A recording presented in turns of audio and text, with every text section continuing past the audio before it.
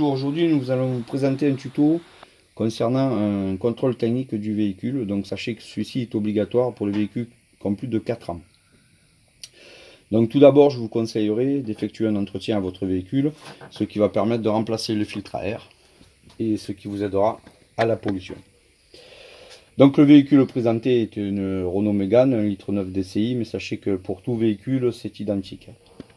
Au préalable, si votre entretien a que quelques mois, je vous conseillerais notamment d'effectuer le niveau d'huile, votre niveau de lave-glace, de contrôler que votre lave-glace fonctionne bien, de contrôler l'état de vos balais d'essuie-glace, de contrôler votre niveau de liquide de refroidissement, car pour les véhicules diesel, sachez que le contrôleur devra un petit peu accélérer le véhicule et s'il n'y a pas le niveau, votre moteur risque de surchauffer et d'occasionner des dégâts. Ça, on va dire que c'est un petit peu de la base. Vous contrôlerez aussi vos balais d'essuie-glace qui sont en bon état à l'avant et à l'arrière. Ensuite, vous contrôlerez aussi notamment le numéro de frappe qui est sur votre aile ou la plaque qui est sur votre véhicule, que ce soit bien conforme à votre véhicule. Ensuite, vous contrôlerez l'éclairage de votre véhicule. Donc les feux de croisement, voilà, feu de position, feu de croisement, anti-brouillard. Voilà. Et puis le klaxon. Ensuite, vous allez faire la même chose de l'autre côté.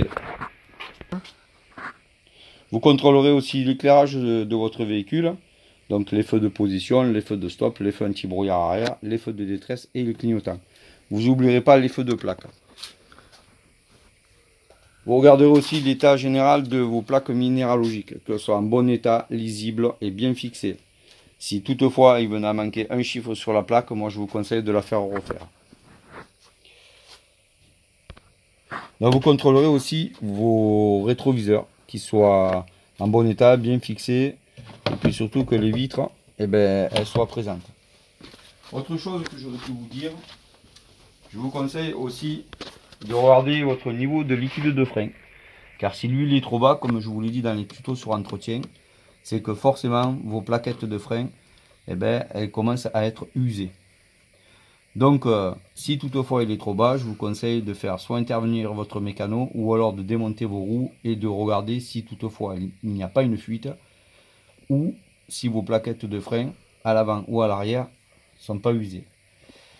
Si vous avez une bonne usure des plaquettes de frein, autant droite, gauche, avant et arrière, c'est-à-dire que si par exemple arrière gauche et arrière droit, l'usure n'est pas tout à fait identique, c'est que vous avez forcément un déséquilibre. On va aussi tester votre frein à main sur votre véhicule. Si c'est un frein électrique, donc la personne le testera, donc c'est une partie électrique. Et si c'est des plaquettes de frein, notamment que ce soit électrique ou que ce soit à tambour, je vous conseillerais de quand même contrôler, de démonter, de nettoyer. Si c'est des tambours, démontez vos tambours, si vous êtes assez connaisseur. Vous nettoyez un peu votre système de freinage à l'arrière, vous le remontez et vous n'oubliez pas de mettre un coup de papier ponce sur la partie des tambours à l'intérieur qui va porter sur vos garnitures. On va dire que ça ne fait pas du mal, ça ne mange pas de pain et surtout ça peut aider le véhicule à passer. Sachez que si vous voulez vraiment tester votre frein à main, vous vous mettez dans une descente à peu près, une bonne descente, vous tirez votre frein à main et vous regardez si votre véhicule y tient bien. Si votre véhicule y tient bien, c'est qu'en général, sachez que vous serez recalé si vous n'avez pas un minimum de 18% d'efficacité sur votre freinage arrière. Surtout sur le frein de stationnement. Donc ensuite, qu'est-ce que vous allez contrôler? Vous allez contrôler l'usure de vos pneumatiques. Si vos pneumatiques sont bien usés de façon régulière, c'est-à-dire s'ils ne sont pas trop usés à l'extérieur, trop usés à l'intérieur.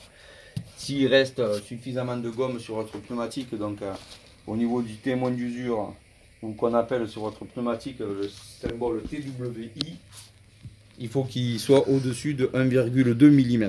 S'il est en dessous de 1,2 mm, je vous conseille de faire remplacer vos pneumatiques.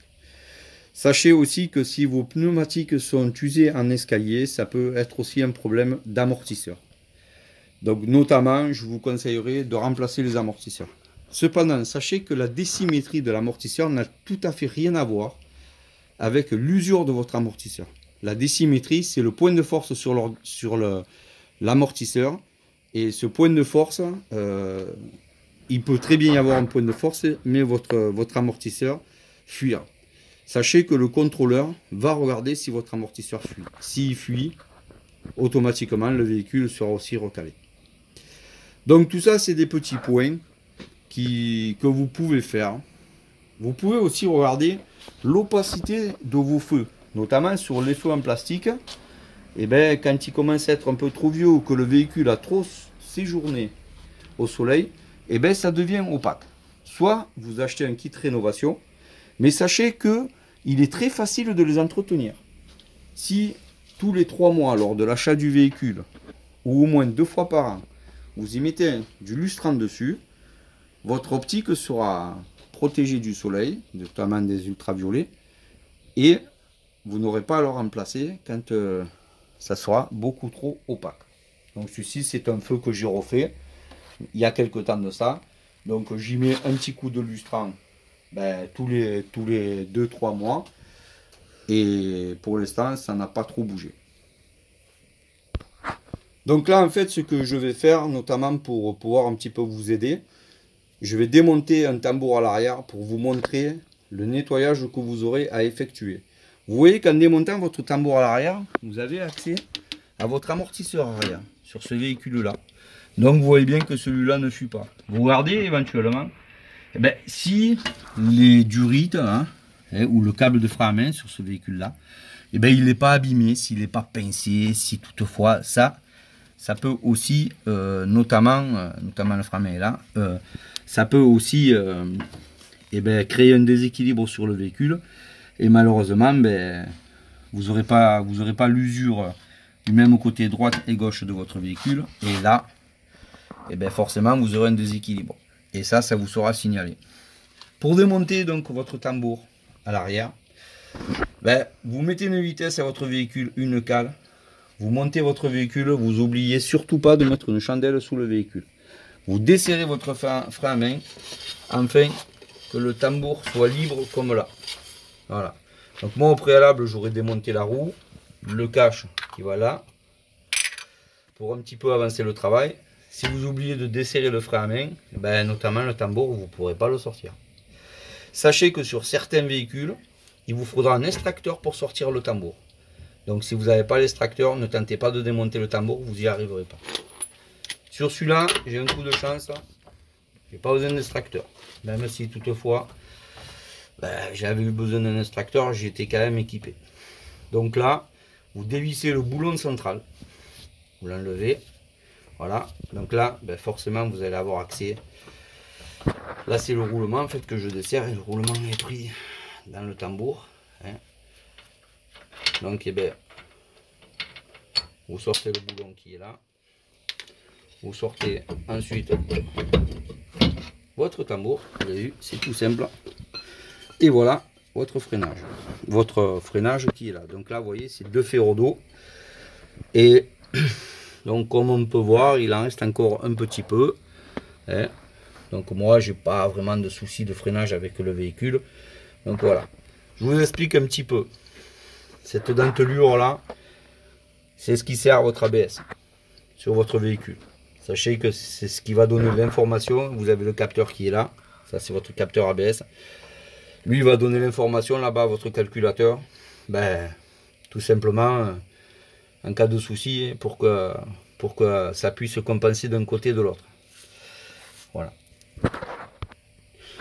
Donc, notamment, vous allez aussi regarder si toutefois, vous n'avez pas des fuites là, de liquide. Si vous avez des fuites de liquide, là aussi, vous aurez une inefficacité au niveau de votre freinage. Donc forcément une perte, ce qui peut expliquer que votre niveau est bas. Donc si toutefois là, ça fuit, je vous conseille toutefois de faire réparer, de faire changer la pièce, voire de faire changer le kit de frein arrière. Parce que de toute façon, vous ne passerez pas au contrôle. Parce que là, ça c'est du liquide de frein, ça va se mettre sur votre tambour de frein. Forcément, vu que c'est un peu gras, ça va créer un déséquilibre. Et vu que vous allez créer un déséquilibre, votre véhicule ne passera pas au contrôle au niveau du freinage. Donc pour le nettoyer, ben, vous prenez un papier ponce, vous frottez comme ici là, tout simplement.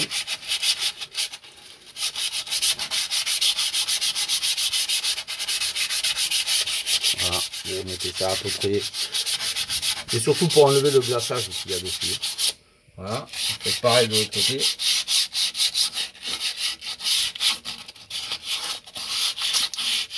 Vous n'avez pas besoin d'un papier ponce très épais. Hein. Faut vraiment pas attaquer beaucoup. Voilà.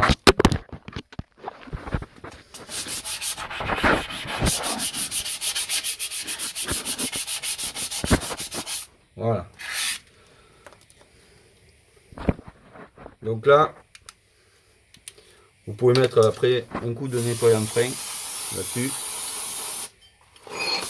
Ça mange pas de pain. Ça va dégraisser, notamment. Vous nettoyez tout votre système là. Voilà. Au nettoyant frein.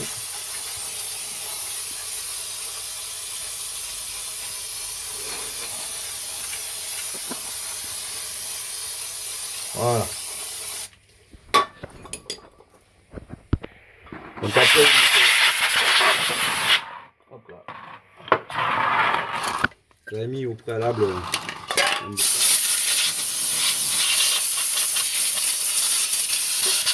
voilà, un petit coup de soufflette. Et là, à votre tambour, ben vous allez faire la même. Vous allez le poncer. Pour nettoyer l'intérieur, comme ça. Prenez pas vraiment un papier trop épais. Hein. Faut vraiment pas endommager le tambour. Parce qu'en fait, toute la saleté qui est là, vous voyez, là qui était collée, là ça la décolle.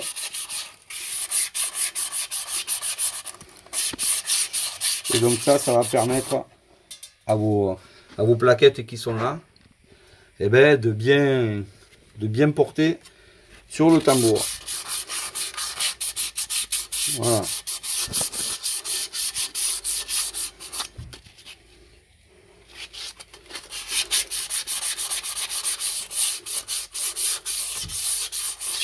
Voilà. Donc vous voyez, ça a quand même enlevé pas mal de saleté. Hein. Bon, certains constructeurs préconisent tous les 60 000 de démonter les tambours pour nettoyer. Si vous roulez beaucoup, 60 000 km, ça peut faire 2 ans. Donc, je pense que s'ils ont contrôlé 60 000 km, c'est pas pour rien. Vous mettez un petit coup de nettoyant frein. Voilà.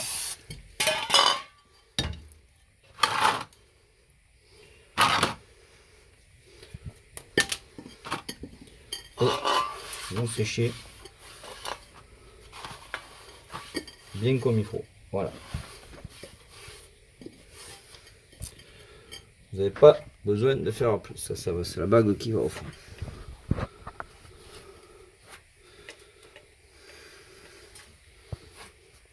Voilà, ça c'est votre fusée. Et là, vous pouvez aussi regarder votre roulement qui est là. Si quand il tourne là, ben, il accroche pas, c'est qu'il est en bon état. Voilà. Vous voyez là, il accroche pas du tout. Il tourne bien, je les avais changés il y a 2 ans. Donc moi ce que je vais faire, c'est que je vais mettre un petit peu de graisse là, sur la portée. Faut pas en mettre beaucoup quand même. Moi j'aime bien tout la monter avec un petit peu de graisse. Voilà. Voilà, donc moi je mets un petit peu de graisse ici. Comme ça. Ce que je fais, c'est que je la mets un petit peu là.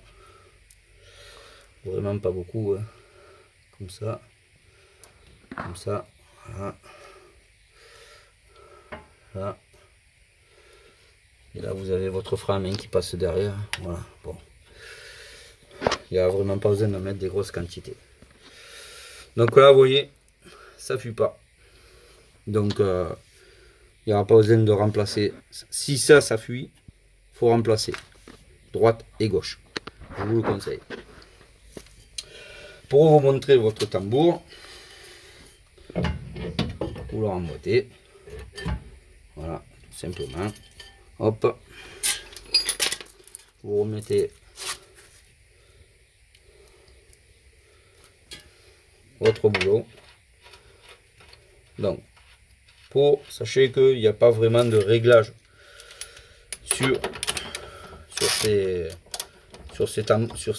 roulements là. Cependant, ce que je vous conseille de faire, pour éviter que votre roulement casse trop vite, vous allez serrer votre roulement à fond, très fortement.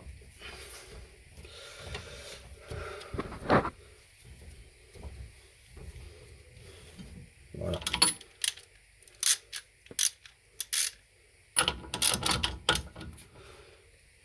Donc vous prenez même une barre.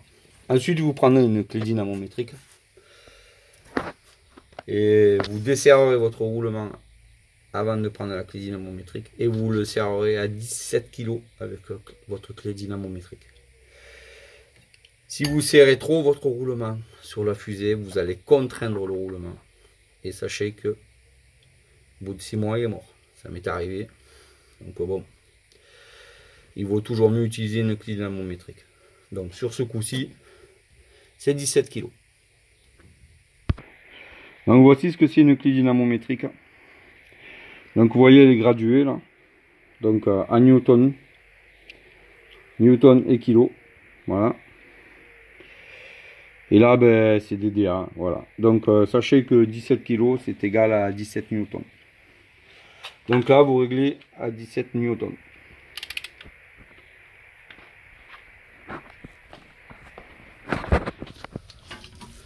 Donc pour serrer,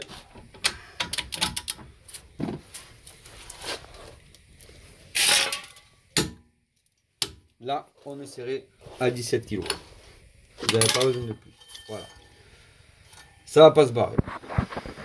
Donc vous remontez, vous n'oubliez pas le cache-poussière. Moi ce que je fais, c'est que j'aime bien toujours un petit peu du rein. Tac. Voilà. Je remets ça. Mon cache-poussière. Voilà. Vous ferez la même opération de l'autre côté. Vous faites pas un côté, vous faites les deux côtés. Je vous démontre un côté juste pour vous montrer. Je vais vous montrer après à l'avant. L'avant c'est quand même beaucoup plus simple. Donc, une fois que vous avez remonté votre cache-poussière, vous faites tourner votre tambour et vous entendez, ça touche un petit peu. Donc ça c'est à fleur, ça veut dire que vos férodos à l'intérieur sont à fleur. S'ils sont trop loin, ça va pas toucher, ça va tourner trop librement. Ça va mettre trop longtemps à freiner au niveau de votre frein à main. Et donc notamment, ça veut dire que votre câble ne tendra pas suffisamment les férodos. Et là, aussi, vous risquez d'être recalé parce que le câble de frein à main n'aura pas tendu suffisamment. Ça, c'est ce qui s'appelle du réglage. Et dans le système à l'intérieur, je ne vous l'ai pas montré, mais il y a ce qu'on appelle un rattrapage rapide. C'est-à-dire que plus vos férodos, vos garnitures de frein vont s'user, plus le rattrapage rapide, lui, va compenser et va aller contre la mâchoire. Justement, pour que ce soit bien à fleur, pour que vous ayez de l'efficacité, soit à la pédale, soit sur le câble de frein à main. Voilà. Donc ça c'est pour les freins à l'arrière. Donc vous ferez l'opération identique de l'autre côté. Hein. Donc là c'est l'essieu avant. Donc l'essieu avant, comme je vous ai expliqué, vous allez contrôler l'état de votre pneumatique. Donc vous voyez qu'il est bon, qu'il ne va pas user un escalier. Si tu uses un escalier, ça peut être votre amortisseur qui est défaillant. Si toutefois aussi il est soit usé trop à l'extérieur, trop à l'intérieur, ça veut dire que vous avez certainement une géométrie ou une rotule de direction ou une rotule inférieure de défaillante. Donc déjà premièrement, voyez, vous prenez votre roue, là, elle ne doit pas avoir de jeu latéral. Comme ça, c'est normal, c'est la direction. Mais comme ça, elle ne doit pas avoir de jeu. S'il y a trop de jeu, ça veut dire que votre roulement, là, ben, il commence à être en fin de vie. Voilà. Si, quand vous faites tourner, vous n'entendez pas... Si vous entendez ce bruit-là, ça veut dire que votre roulement, il accroche et que c'est en fin de vie bientôt. Mais ça, notamment, on le verra par le jeu latéral. Donc, eh bien, vos plaquettes de frein à l'avant, bah, tout simplement, elles sont derrière votre roue que vous avez démontée. Donc, vous voyez, là, elles sont encore bonnes.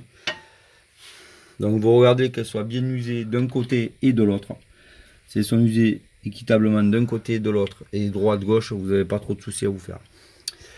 Vous contrôlerez aussi le soufflet de la cardan qui est là, si toutefois il n'est pas percé. S'il n'y a pas de la graisse là, s'il y a trop de graisse, il faudra le remplacer. C'est qu'il est percé, et là notamment, là, votre cardan ne durera pas très longtemps. Vu que vous êtes là, vous allez contrôler aussi la rotule de direction, le soufflet. Si elle n'a pas du jeu latéral comme ça, on le sent tout de suite. Hein. Prenez mon pneu. Là, votre barre de barre stabilisatrice, vous voyez, là, elle n'a pas de jeu. Voilà.